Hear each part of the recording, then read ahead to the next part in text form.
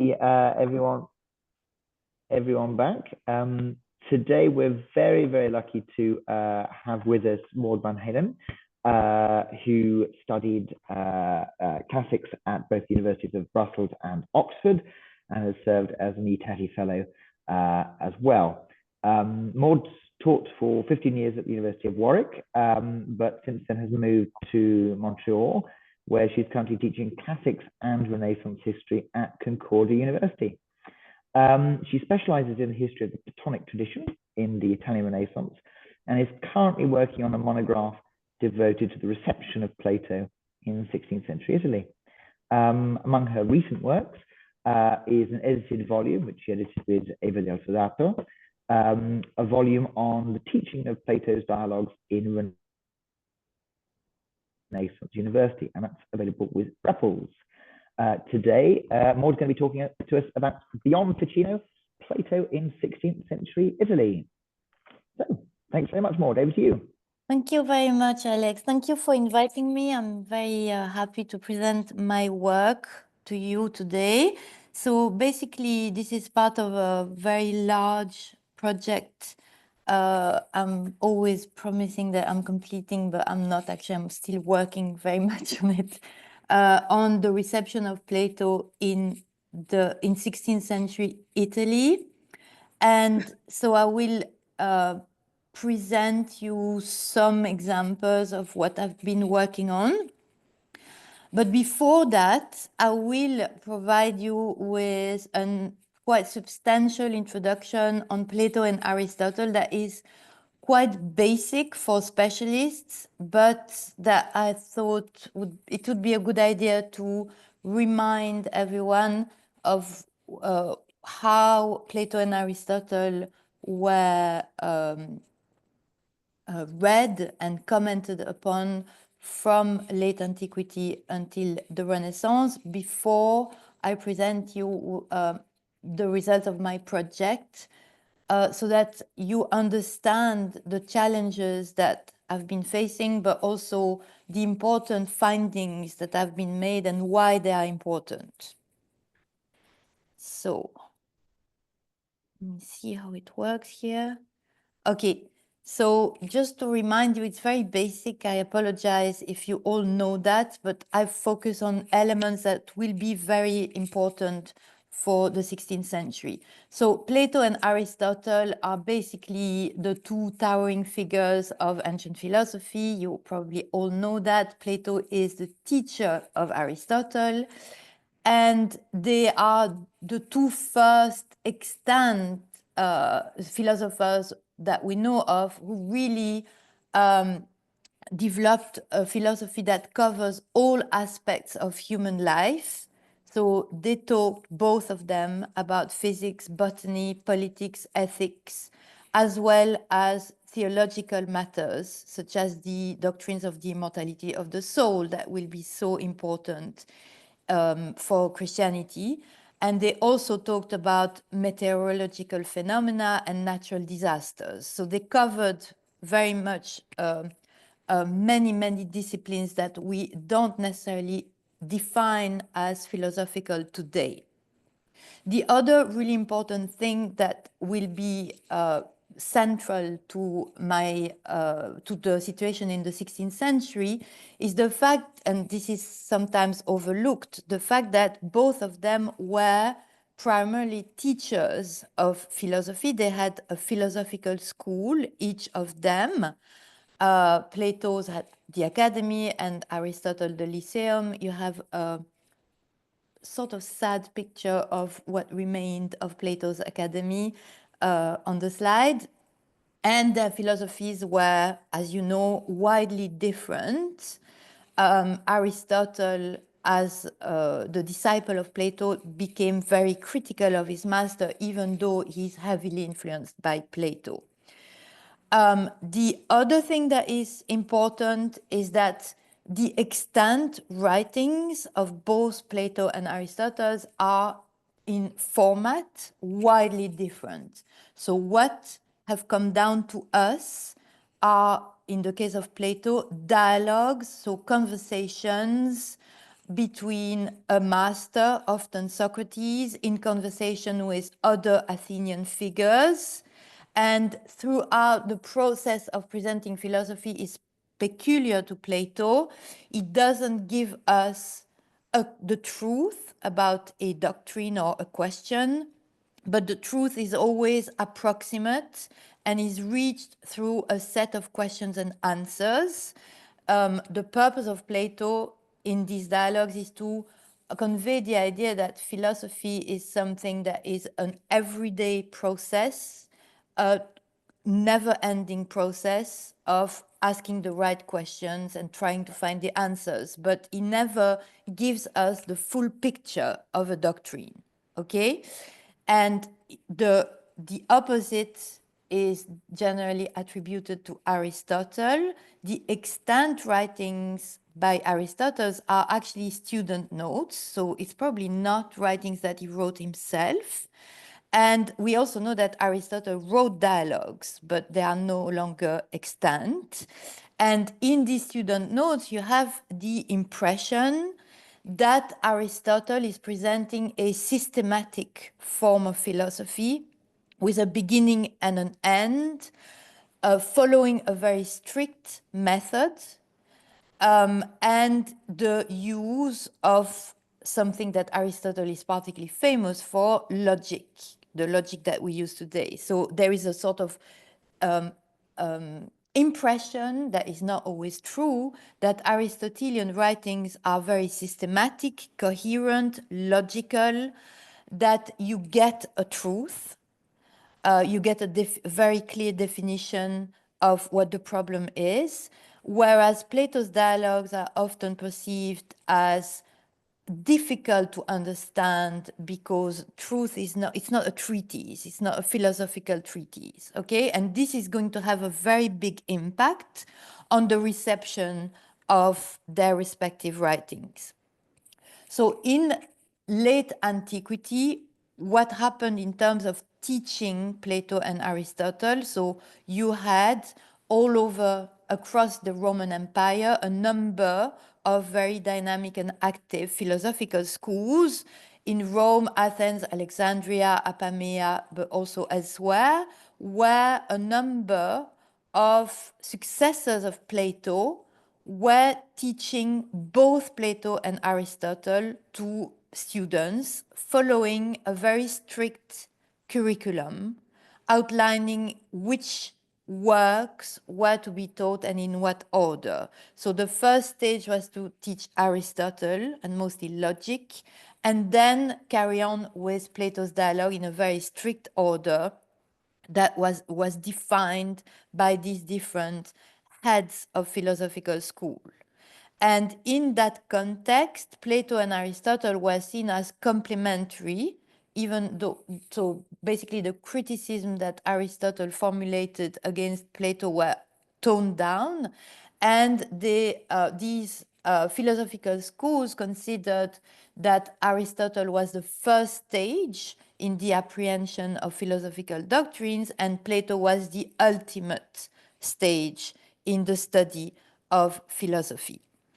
This tradition is labeled today as the Neoplatonic tradition. So it's a movement that is claiming to be based on Plato's writing, but the prefix neo suggests that actually this is a philosophical movement that is distorting the letter of Plato's dialogues from our perspective and offering a completely new philosophical doctrines that is based on Plato but is not really faithful to the content of Plato's dialogues.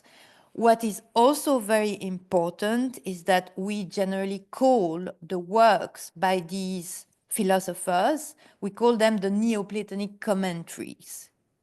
We call them commentaries. But in fact, they are generally lecture notes, or they are commentaries that were definitely the sort of a polished version of something that had been taught in a school.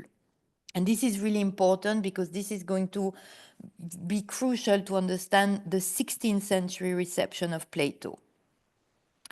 The other characteristics of Neoplatonism is that, as I said, it distorts the real content, what we consider the real content of Plato's dialogue, and considers Plato's philosophy as a quasi-religious thought, an allegorical representation of the relation between humans and the gods. So all the setup of the dialogues of Plato are seen as allegories of the relationship between what we witness here on earth and the divine world.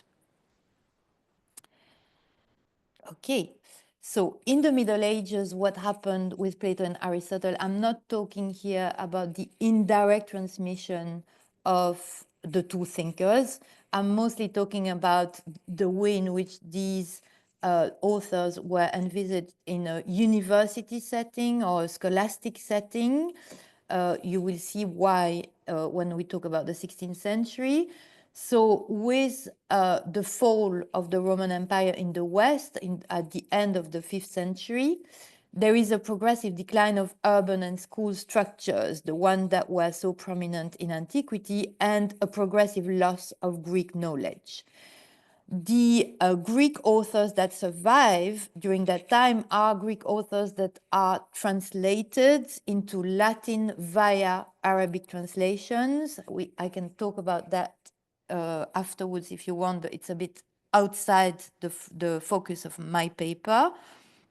And for mysterious reasons, reasons that even today we don't quite understand, Aristotle will become the privileged author that is translated into Latin from Arabic translations of Greek texts.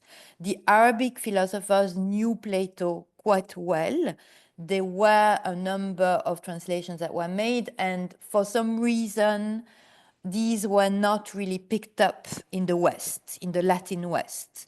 With the rise of universities in the 13th century, Aristotle will become the author that is taught in philosophy, in course of philosophy, which includes physics, metaphysics, and ethics as well. So he's going to become the dominant author to be taught, whereas Plato is completely marginalized. There is only one work by him that will be taught.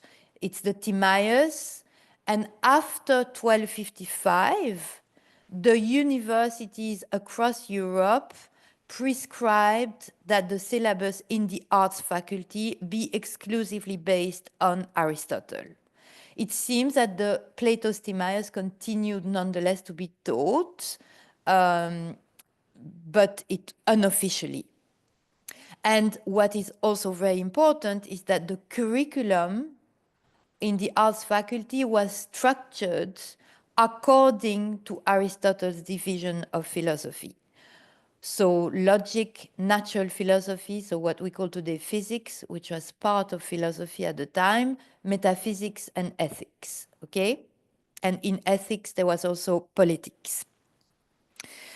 And as you know, probably, this is during that time, there is a new philosophical movement that developed that is called scholastic philosophy, whereby Aristotle's philosophy and mostly its logic is used to demonstrate Christian dogmas or validate Christian dogmas, okay? And this is also going to enter into crisis in the 15th and the 16th century. We have a number of writings from the Middle Ages that know of Plato and state very explicitly that Plato's dialogues are ill-suited for teaching because they are unsystematic. There is a perceived a perception that there is no easy or logical path to truth that is provided by the dialogues. They are very strange, references to myth and poetic images that, according to these sources, are not appropriate for teaching. And above all, there is no strict boundaries between the disciplines that are taught in the medieval curriculum, so that you can't choose a specific dialogue that will cover from A to Z a specific disciplines, unlike Aristotle.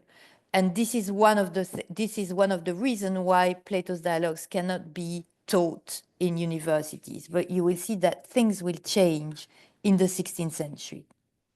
Is that okay? Is that clear? Yeah? Okay.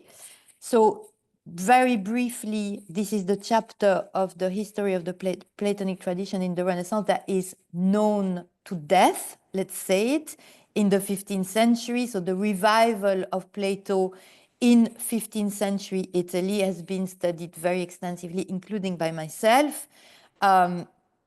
And I think it's time to move on to the 16th century that is equally interesting and very instructive as well. But for the non-specialists, I remind you that with the fall of Constantinople, so the fall of the eastern part of the Roman Empire, in the 15th century, there is a mass migration of people from Greece into Italy that will lead to a revival of Greek learning. So basically, there was an appetite since the 14th century for Greek learning, but now with the massive immigration of Greek scholars into Italy, there is the possibility of learning Greek is increased.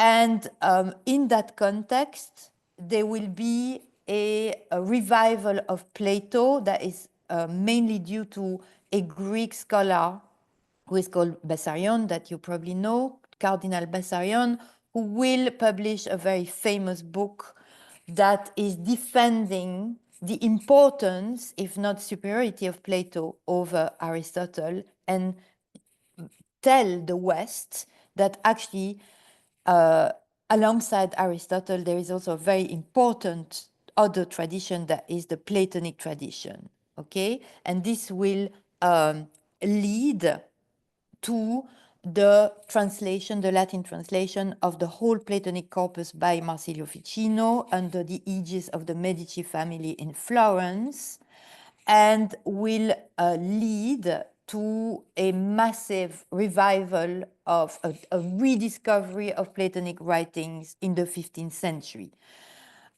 What is important to remember for the purpose of this paper is that this revival takes place outside the universities, mainly at the start, and that Ficino, so the translator of this Platonic corpus, is also providing an interpretation of each dialogue. And in this interpretation, he adopts the Neoplatonic perspective. So he considers and he presents Plato's philosophy as a form of quasi-religious thought, a spiritual form of wisdom, and examples that will be pertinent for what we'll see in the 16th century are, for example, he will focus much more on the doctrine of the immortality of the soul, the divine powers that we can acquire on earth to communicate with the divine, the different hierarchy of divine beings that structure the universe, all of which were studied extensively by the Neoplatonists and are picked up with great enthusiasm by Ficino. Okay, another example, and this is going to be very different in the 16th century, is that, for example, when Ficino is discussing happiness or is discussing politics, he will be much more interested in the way in which the state and virtue on earth can contribute to our spiritual elevation in the afterlife. So he's always talking, he's much more interested in the metaphysical and theological consequences of these doctrines, whereas, as you will see in the 16th century, the focus will be very much on politics on earth and virtue on earth. So, for example, Ficino will focus much more when he reads the Republic of Plato on the possibility of a celestial Jerusalem on earth, so something very theological. When he studies the concept of happiness in Plato's Philebus, he will focus on the consequences this can have for divine happiness, okay? And this is going to change dramatically in the 16th century, as you will see. So this is the end of my introduction. I hope it was not too long, but so now I'm going to talk about the 16th century and really my project, and you will understand why I took so much time to introduce the topic. So this is the sort of consensus today about what happens in the 16th century. So what is true, I said right at the start, it is true that Ficino's interpretation remained a very, very important part of the way in which Plato was read and understood in the 16th century. However, there is another very important facet to the 16th century that has never been studied and that I'm working on today.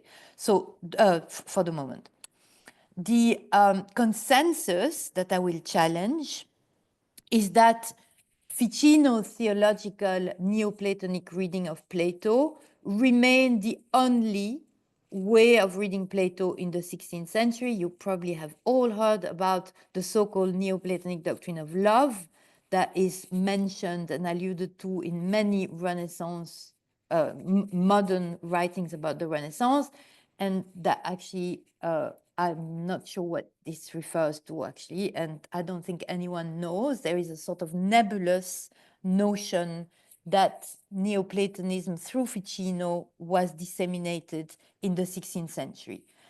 The other idea that I will challenge is that Leibniz in really the early 18th century is the first to offer what we call the rational reading of Plato, i.e. a modern reading of Plato, by interpreting Plato through Plato and not through commentators, i.e. not through the Neoplatonic tradition. So according to this consensus, he's the first to do what we do today, i.e. read Plato's works and interpret him through his works and not through a filter. The other really important point that I want to make here is that Jakob Brucker, who is one of the first historiographer of philosophy, is the first to establish a strict distinction between Plato and Neoplatonism. And en passant, he considers Neoplatonism as a diseased superstition. He's very, very negative about this tradition because it's quasi-religious and pagan, and it distorts the letter of Plato's dialogues. The other really important points that I will challenge are that so we have today medieval and Renaissance university statutes. So we have these sources that prescribe in a very strict way which texts can be taught in universities. And we know that these statutes are prescribing, at least for the arts faculty and the teaching of philosophy, that the syllabus must be based exclusively on Aristotle. And the consensus among modern scholars today is that university professors followed these university statutes very faithfully. They don't know what a university professor is. They don't know that we are tête brûlée and that we don't follow the rules. And so the consensus, for example, Grendler, whom I admired greatly, but he sort of states in his really important book on Renaissance universities that no professor of Aristotelian philosophy ever ventured to teach Plato. And I will challenge this in a minute. And the other really important point that I want to make here is that generally people tend to state that when Aristotelians in the Renaissance are quoting Plato in their works, it's because they are eclectic, which, as I will say, I will show now, means everything and nothing. So what the evidence I will present to you today suggests is that actually all these points can be nuanced or challenged. So university statutes do not necessarily reflect actual teaching practice. This is something that has been demonstrated in relation to medieval teaching, but also to some extent Renaissance teaching, but never about Plato. The evidence that I will present today shows that there are dissenting voices in the Renaissance that developed new interpretations of Plato independently from Ficino's heritage. We will see that, first of all, they criticized, all of them criticized Ficino's translation, but they also distanced themselves from Ficino's Neoplatonic translation and his theological reading of Plato. We will also see examples of authors interpreting Plato through Plato. So not through the filter of commentaries from late antiquity, long before Leibniz. And this trend occurs often among professors of Aristotelian philosophy or commentators on Aristotle who were influenced by humanism. And as you know, humanism is defending the return to the original texts and moving away from the commentary tradition. That remained important, but we see increasingly, it's what Luca Bianchi has called scholastic humanism. We see a trend whereby a lot of university professors are trying to distinguish the commentators from the authors, Plato and Aristotle in this case.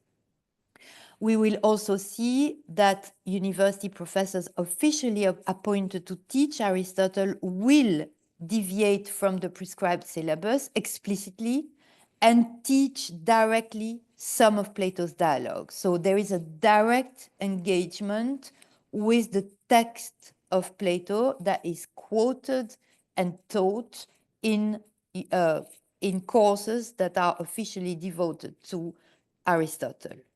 And finally, the label eclecticism that has become very widespread since Charles Schmidt's very important book on Aristotle in the Renaissance is a label that means everything and nothing. It's often used as an umbrella that dissimulates a form of intellectual inertia. It simply means the attitude of being selective, but in fact, it's also often used in a pejorative, negative sense, i.e. something eclectic is something that is derivative and unoriginal. And most importantly, for my project, it doesn't explain how and why. So more specifically, an Aristotelian professor quoting Plato is generally described as eclectic by modern scholars. But what does that mean? It just means that he selected some non-Aristotelian source, but it doesn't explain why and how. And so qualifying of eclecticism any deviation from a norm, in this case, the interpretation of Aristotle, has led to the neglect of a vast corpus of Renaissance works, lectures, and commentaries on Plato that tell us a different story that I will try to outline for you today. So I'm doing something that is a bit paradoxical. I'm going to give you all the answers and then present the evidence rather than the opposite. So basically, rather than saying that so Aristotelians are eclectic, I have tried to understand how and why these people decided to turn to Plato at some point in their career. And then I will present you some examples that confirm, I hope, what I've found.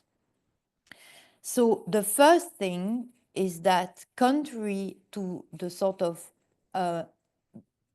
idea that is transmitted in the Middle Ages, that Aristotle is very coherent, is extremely clear, and that his writings encompass all known disciplines, a lot of Renaissance scholars will start to have a very critical outlook towards Aristotle.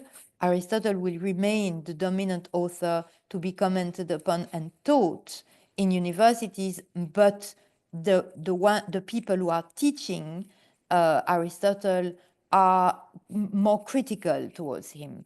And they will see that there are actually gaps in his philosophy, that his philosophy is not as coherent as it seems. And one of the most important doctrine that Aristotle sort of fails to really cover extensively is the really important doctrine of the immortality of the soul that is so crucial for Christians. And he actually never really demonstrates that the soul is immortal in his writing. Sometimes he does, but sometimes he seems to imply that the soul is mortal. And all this has created a crisis in arts faculty across Europe, and might explain why people decided to turn to Plato. Because Plato, in the Phaedrus and other dialogues, actually provides a demonstration of the immortality of the soul. So this is one of the reasons why 16th century scholars will start to look at Aristotle. The other thing that occurs in the 16th century is that there is what I've called a de-theologization of Plato. So Plato is no longer exclusively read through the Neoplatonic commentary tradition and Ficino's interpretation. So there is a sort of distinction between the text of Plato's dialogue and the way in which commentators in late antiquity read him. And there is an attempt to actually go back to the original text of Plato. Another really important point is that Aristotelian philosophers will, because they have a very critical outlook towards the sources that they are teaching and commenting upon, will start to look at Aristotle's criticism of Plato with a sort of more critical outlook. So in other words, they are going to check whether Aristotle the attacks that we find in Aristotelian writings are legitimate or not.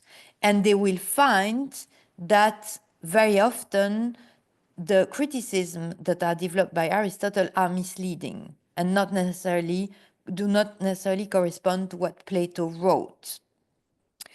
In that context, what will happen in terms of format? The commentators of the 16th century are going to try to make Plato's writing fit the university curriculum. I told you that it was very difficult to teach Plato's dialogues because each dialogue covers several disciplines that are taught separately in the university curriculum. And so you can't really base the teaching of ethics, for example, on one single dialogue by Plato. You will have to take some parts of different dialogues to teach his views on ethics, which makes it very difficult. So what they are going to do, they are going to reformat Plato's dialogues into thematic treatises that are arranged and structured according to the university curriculum and the disciplinary divisions that are used in the university curriculum. And in that context, they will also focus on what Plato has to say about virtue, happiness, natural philosophy, and politics, which are fields that were generally associated with Aristotle, and that to some extent Ficino had only considered, but in a theological perspective. So he had never really envisaged Plato's philosophy as providing answers about how to be happy on earth, about how to construct a viable state or government, etc. And this is going to change in the 16th century. And finally, I really insisted in the introduction on the fact that the Neoplatonic tradition was taught, that the commentaries that have come down to us are actually lecture notes. And this is something that is not really picked up on in the 15th century and by Ficino, because he's not really interested in that. But in the 16th century, with the greater availability of all these texts through print, a lot of commentators will actually realize that the Neoplatonic tradition has a sort of didactic value. So in other words, they will see in the commentaries what is useful for teaching. And that will go hand in hand with the realization that actually Plato was taught in late antiquity, and that therefore there was no reason he could not be taught in a university setting. So the reconnecting with the didactic elements of that tradition led Renaissance thinkers to realize that actually Plato could be adopted to a teaching format, which had not been done before. Okay, so now I'm going to show you the evidence of various documents and texts, either in manuscript or in print, that were produced mostly in Italy in the 16th century, and that shows the incursion of Plato in a teaching context, or at least in a context that is different from the context in which Plato was read in the 15th century. So the first two examples that I'm showing on this slide are examples of actually lectures on Plato. These lectures are only extant in manuscript. They were never printed, and they suggest that Plato was taught in a course officially devoted to natural philosophy, physics, and therefore that it should have been based exclusively on Aristotle. So you can see here two examples of lectures deviating from the prescribed syllabus. The first one is a lecture that I haven't been able to attribute. It's generally misattributed to a very, very important professor of Aristotelian philosophy, probably the most important one of the early 16th century, Ludovico Boccadifero, who taught a number of very important philosophers. And that was based in Bologna. I think that the author, it cannot be Boccadifero because of chronology. I will not enter into details, but I can explain that if you wish later on. It's clearly someone who is linked to Boccadifero. It was probably delivered after 1552 because of allusions to works that were published only at that time, which is why it cannot be attributed to Boccadifero, who died 7 years earlier. And in this text, you have several lectures, 4 lectures on the Timaeus of Plato. I have provided you with a translation of a key passage at the beginning of the first lecture, where the professor is stating, I do not know why Plato's writings were not taught publicly or privately. Sorry, I have to remove this thing. Okay. It is not because they are without doctrinal significance, since the divine Plato excelled in every kind of knowledge. I find three reasons why Plato's writings did not flourish as they should have. The first is that when he spoke about natural things, he mixed them with divine and mathematical matters, and thus he did not maintain a clear distinction between disciplines, but rather treated everything somewhat disorderly and confusedly. Another reason is that the custom prevailed for Aristotle to be read. So here he's alluding to a sort of laziness or intellectual inertia that is characteristic of some academic settings. And another is due to the ignorance of Greek letters. So you can see that this professor is problematizing the absence of Plato in the curriculum. It is clearly a professor of Aristotelian philosophy because of the way the lectures are structured, and the content of the lectures suggests that as well.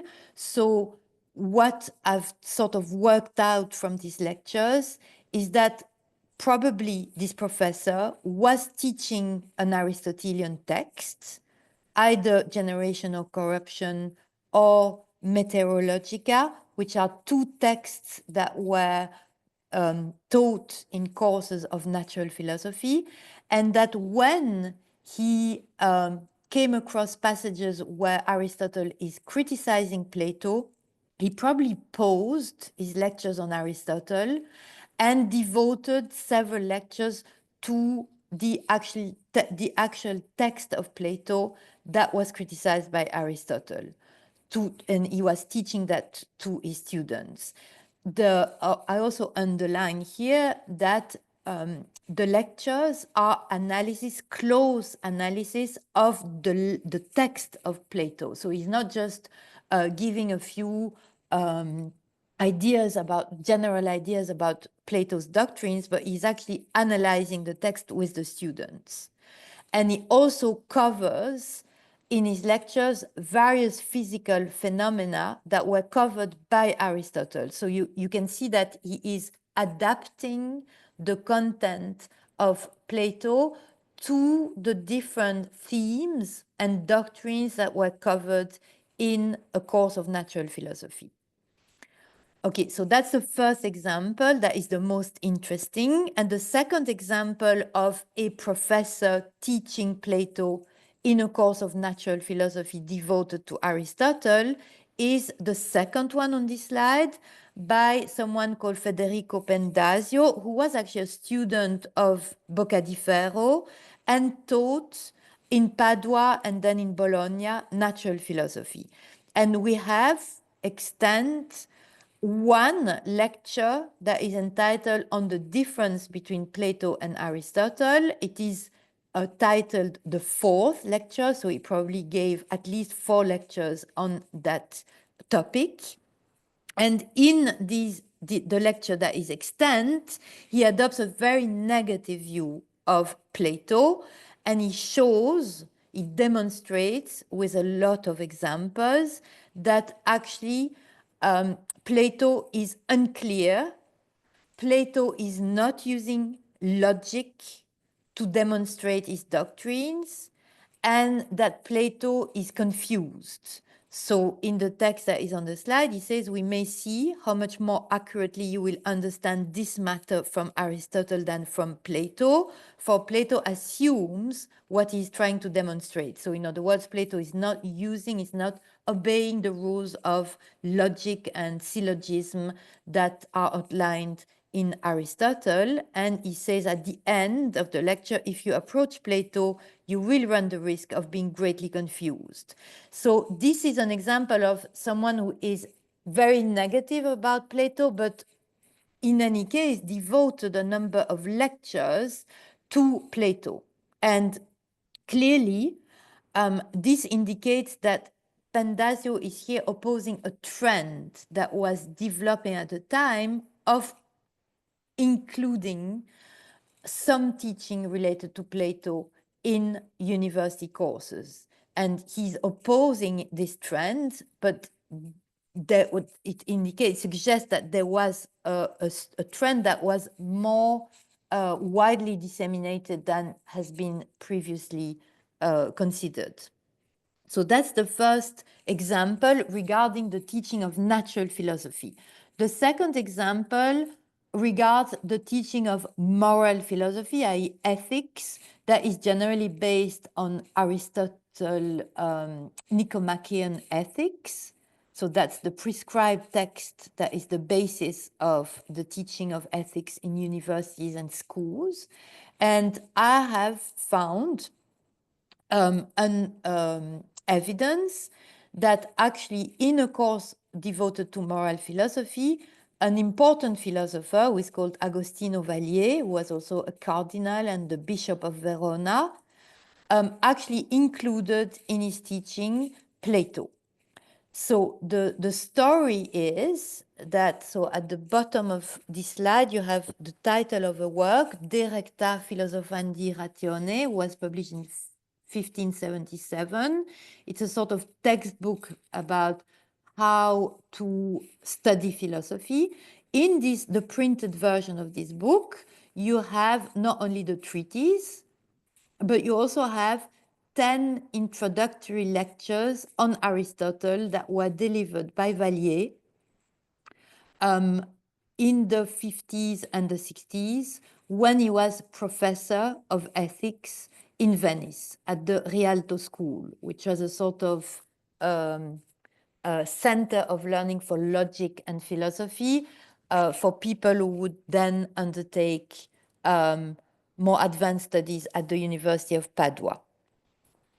So in the printed version, you have 10 introductory lectures devoted to Aristotle exclusively.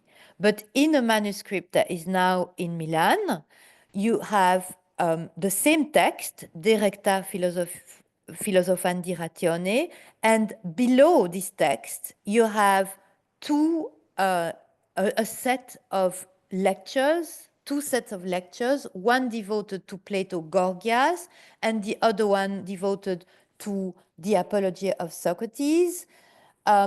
So two of them are introductory lectures and the rest are lecture notes that Agostino Vallier wrote in relation to this teaching. So this suggests that actually Agostino Vallier, who was supposed to teach Aristotle, deviated from the prescribed syllabus and devoted several lectures to Plato.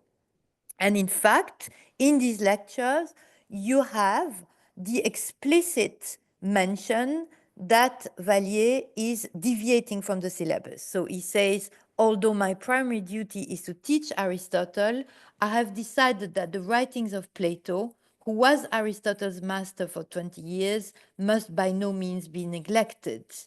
And then he will go on with a close reading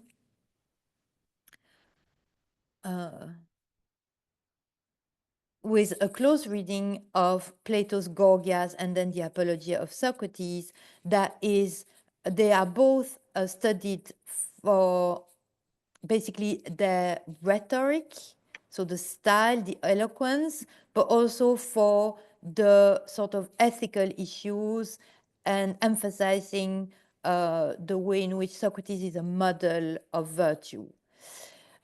He makes also a number of considerations about the respective merits of Plato and Aristotle. So he says Aristotle is considered to have excelled in arranging things, i.e. philosophical matters, in order, but Plato himself was praised because he not only taught, but also inspired people towards virtue.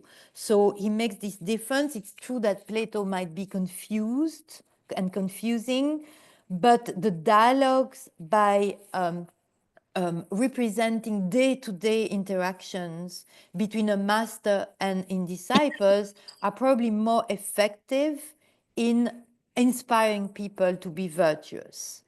And finally, the other interesting passage that I've put on this slide is the last one, where he states, I have written these commentaries to help you in your studies, but not for them to be disseminated more widely. So you can see here, you know that there is an issue of copyright at the time, so students could actually write notes and then go to a printer and have them printed without the consent of their teachers. That was quite widespread in the 16th century. So it might be an allusion to that, but it's also quite interesting to see that in the printed version of his book on how to study philosophy, he has included his lectures on Aristotle and not on Plato, which explains also why, again, this very important chapter in the history of the Platonic tradition has not been really sufficiently studied by modern scholars. Okay, let's see how. Can I, Alex, can I continue talking, or because I have a few more slides? Or, Yes, of course. Yeah, okay, great. Yeah, please.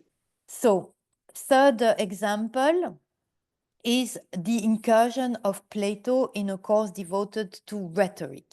The example I want to present to you today, there are others, is the one by Marc-Antoine Muret, who is a very, very famous, talented French humanist who left France in mysterious circumstances and was, because of he was so popular and talented, that he was hired to teach in various universities in Italy, and especially in Rome, where he gave a number of lectures on rhetoric, but also on moral philosophy. And he is the author of a number of lectures on Plato's Republic that he, interestingly, paired with works by Cicero. On the ground, for him, one of the most important things for Muret was to stress the union, the connection between eloquence and philosophy. So you could not be a good philosopher without eloquence, and you could not be a good orator without being a philosopher. And of course, for him, Cicero is really the representative of this figure of the orator philosopher, but Plato is also a very prominent figure. He makes the bad decision, I would say, to teach Plato's Republic in Greek. And this leads the university authorities in Rome, who are famously conservative and rigid, to ask him to actually stop teaching Plato. It's not because Plato is a suspicious author from a Christian point of view that they make that decision. It's because he taught him in Greek and that students were complaining that it was too difficult. And so the lectures are extant both in manuscript and in print.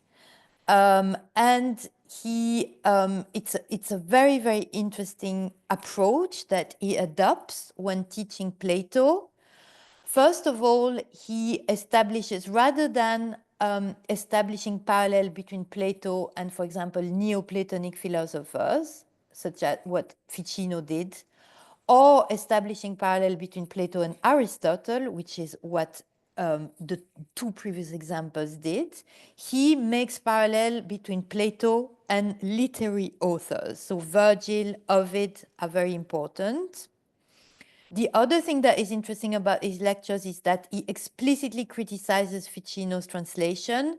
So in places where Ficino mistranslates Greek terms, he points that out in his commentaries. So an example here, it is not, as Marsilius thinks, to contradict. So the Greek word is antilambanestai, but to interpose oneself in the conversation. So, and there are many, many of examples of that kind. We will see other examples.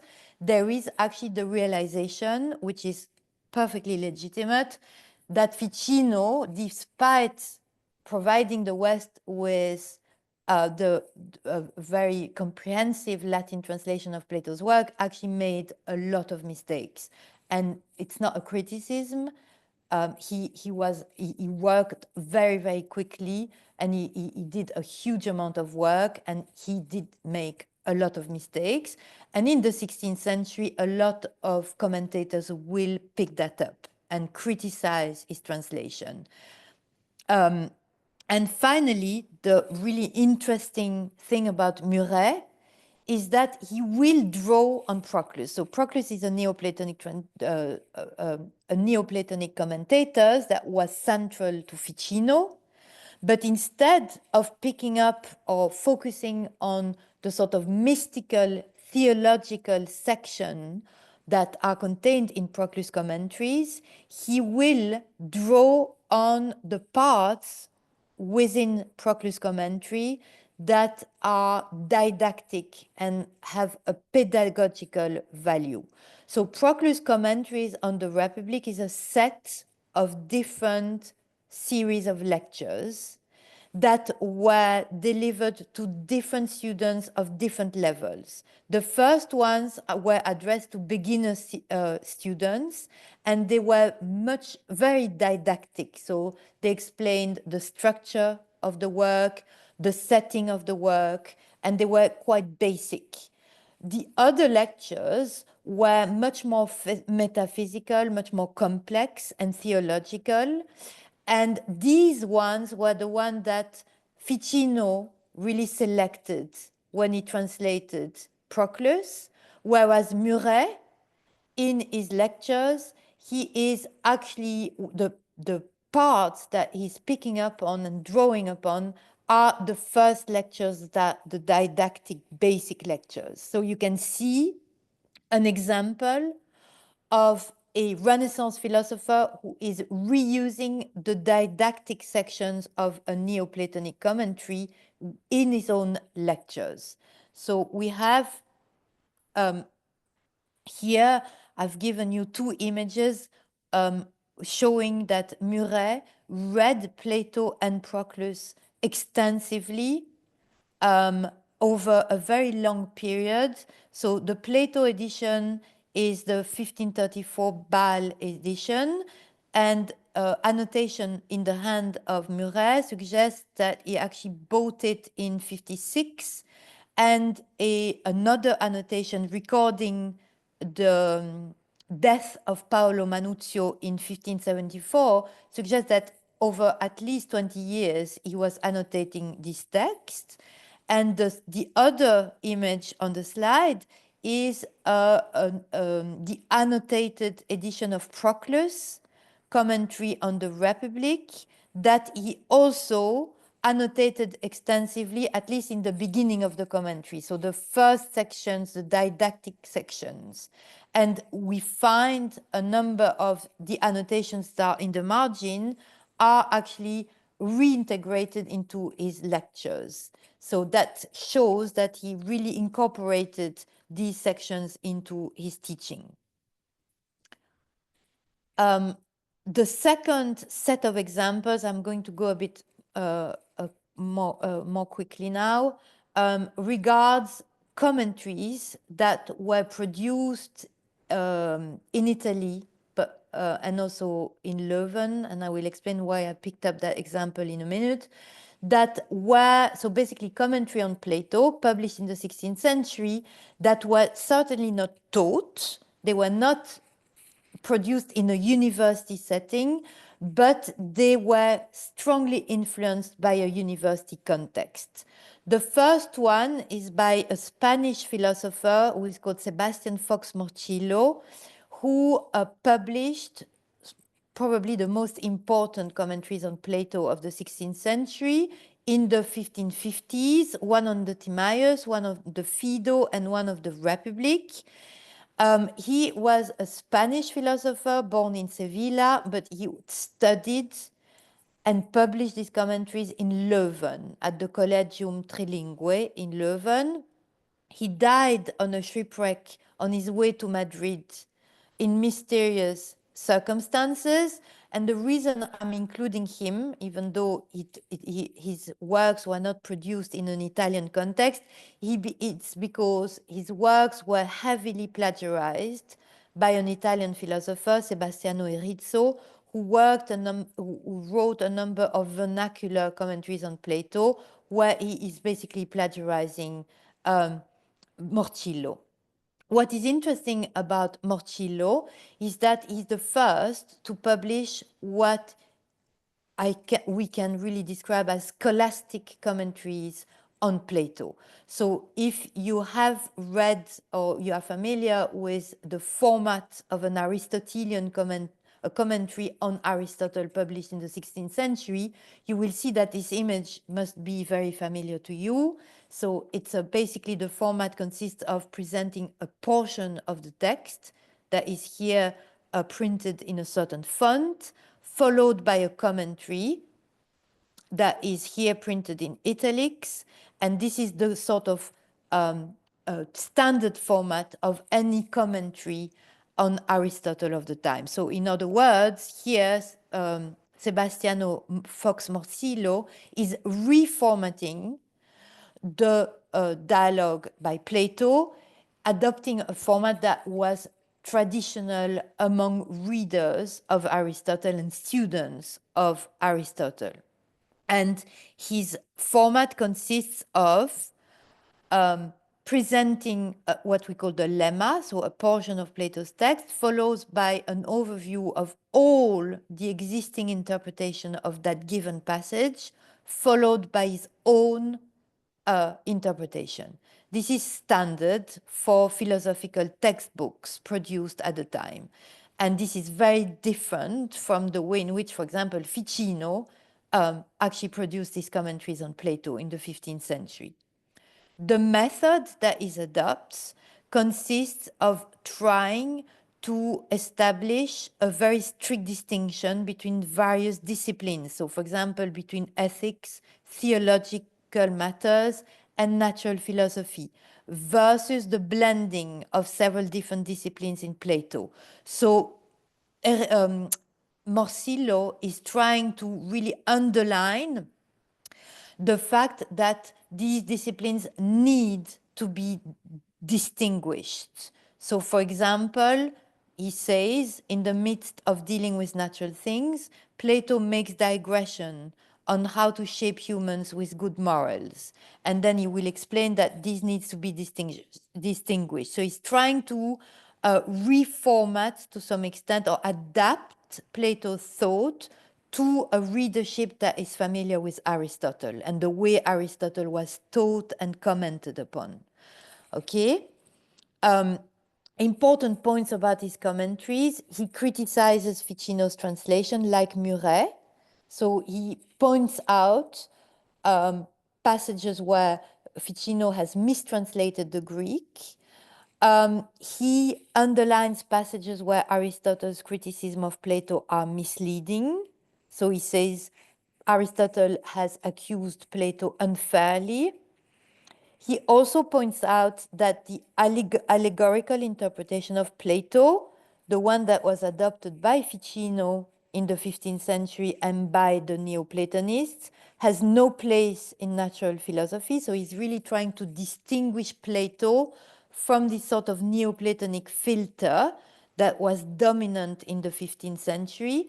And finally, he also underlines the fact that Plato is the first to have developed rational arguments in favor of the immortality of the soul, and to have said that actually Aristotle is not clear on that matter.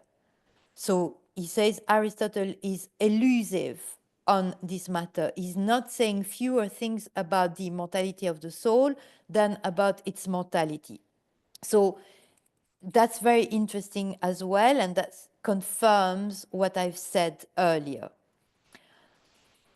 The second example of commentaries that are reformatting Plato's dialogues is this one by a very important figure, Iavelli, who is a very famous commentator on Aristotle, but modern scholars have never really recognized or studied the monumental commentaries on Plato's philosophy that he published in the 1530s. And what is really interesting about these commentaries is that we have here a reformatting of Plato's dialogues into treatises. And he explicitly states in one of them that after having studied days and nights what Plato teaches in various scattered passages about political philosophy in the Republic and the Laws, I have decided to gather or collect all his thoughts in this work of mine divided into 7 treatises. So he transforms the dialogues of Plato into coherent, systematic, thematic treatises so that people familiar with Aristotelian philosophy can actually compare the two, basically, and be familiar with Aristotle in a format that is suitable to them.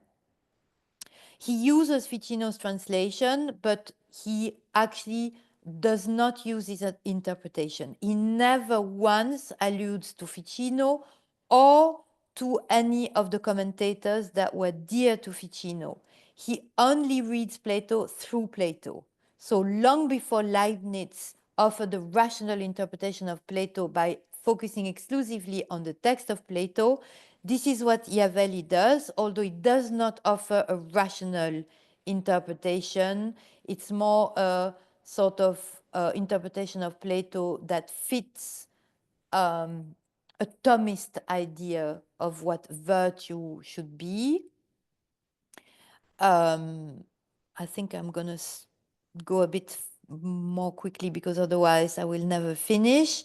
So another example here is a commentary that is only extant in manuscript by a professor of rhetoric at the University of Rome who was a colleague of Muret, Marc-Antoine Muret, who is called Giovan Battista Camozzi, and who wrote a very interesting commentary on Plato's first Alcibiades, in which he also never mentions or alludes to Ficino or any philosophical author for that matter apart from Aristotle, and focuses more on the links between Plato and literary authors in the same way as Muret had done. He also provides a new didactic and glossed translation that is independent from Ficino's version. I think it was a sort of working translation for students. So basically each Greek word is often translated by 2 words in Latin to explain, really. So it's more like a working translation than a proper translation. And what is also interesting is that he reuses an extant commentary from late antiquity by a Neoplatonic philosopher called Olympiodorus, a commentary that was actually not a commentary but a set of lecture notes, and he reuses that extensively. And he also divides the text of Plato and his own commentary into sections that are called dictiones and that recall the didactic divisions that was used by Neoplatonic teachers. So it's another example of reconnecting with the didactic setup or format adopted in the Neoplatonic tradition. So rather than focusing on the sort of mystical, theological elements of that tradition, he connects with the didactic, pedagogical elements. The third example, and I will stop after that, is an example of a commentary on Plato's Republic. So you can see that the Republic and the Laws are quite very important in the 16th century. We can talk about that later if you wish. So by Antonio Montecatini. So Montecatini was a mentor of Francesco Patrizzi. He was a professor of philosophy at the University of Ferrara. And Buried within his printed commentary on Aristotle's Politics, we find a large section that is actually devoted to Plato. So the title of the work does not mention Plato, but actually a substantial part of his commentary is devoted to Plato. And you can see on the images on the slides that what it does to Plato's dialogues. So he basically reduces them or reformats them into analytical tables and divisions, these sort of trees, philosophical trees, that we find in many philosophical textbooks of the 16th century. So it's another example of a sort of attempt to reformat the dialogues of Plato into textbooks. And in that context, what is quite important for us is that the whole literary elements of Plato's philosophy, the introductions, the myth, the stories, the poetic images, the digressions and the conclusions of Plato's dialogues are basically omitted and erased. Okay? So, in conclusion, this chapter in the history of the Platonic tradition has much to tell us about the way in which we project things onto an author. So the way in which 16th century projected things onto Plato is very peculiar to that context. We can see a sort of hidden presence of Plato in Renaissance university context that's been ignored by modern scholars despite this evidence that I've presented today. And of course, our task is to wonder why. Many of these Platonic lectures and commentaries were never printed, or they were incorporated into larger commentaries on Aristotle, which explains to some extent why they were neglected. Some official chairs of Platonic philosophy were created throughout the 16th century, but they were rare and most attempts failed. And at the end of the 16th century, a papal faction put an end to the teaching of Plato in universities, mostly on the grounds that Plato was so close to Christianity that he was dangerous.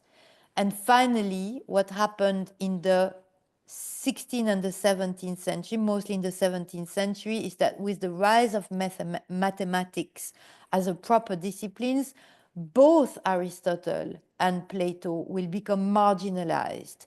They will be exclusively taught in courses devoted to what we call philosophy today, and they will no longer be used for teaching of, for example, natural philosophy and metaphysics. And the strong distaste for Neoplatonism that are mentioned at the beginning of this presentation as a sort of diseased superstition, a form of pagan, suspicious doctrine, remained well into the 20th century. Neoplatonism as a proper philosophical movement was only rehabilitated, I would say, in the 1970s, and the literary value of Plato's philosophy and of Plato's dialogues and the way in which literature in Plato's dialogues serves his philosophy was only recognized really in the second half of the 20th century. So did this chapter in the history of the Platonic tradition determine this or not? That's for another discussion, but it's interesting to point that out. So I'm done. Sorry, I talked for a long time, but I'm really done now. Thank you. Well, Maude, thank you. That was absolutely